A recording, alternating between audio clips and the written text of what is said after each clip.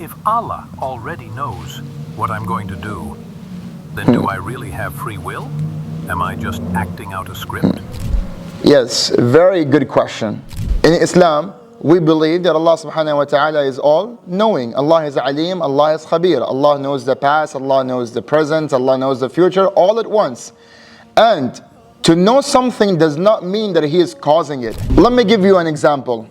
Sometimes a teacher knows that the student might fail. Why? Because his performance is very low. Okay? So if a teacher knows or he has the prediction that the student might fail, does not mean the teacher is causing or the teacher wants the student to fail. So from the Aqidah point of view, we have three things that you must understand. First, ilm, the knowledge of Allah subhanahu wa ta'ala. Second, the mashiyah of Allah subhanahu wa ta'ala, which is the will of Allah subhanahu wa ta'ala. And third, the qadr of Allah subhanahu wa ta'ala, which is the decree of Allah subhanahu wa ta'ala. So the ilm is, which is the knowledge of Allah, that He knows everything. The mashiyah of Allah subhanahu wa ta'ala, that He allows the things to happen.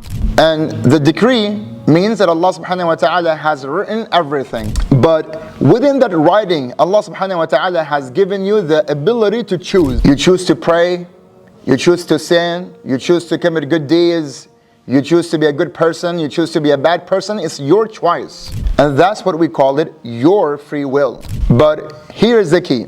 Your will exists within Allah's will. Nothing happens outside of His permission. But within His will, you are tested. Just like a king, allowing his people to act freely, but eventually holding them accountable for what they have done. So you are free to choose, but you are not free from the consequences. And the fact that Allah knows your choice doesn't cancel your accountability. It confirms His perfection. So choose wisely and choose with yaqeen, because your will is real, but so is the final judgment.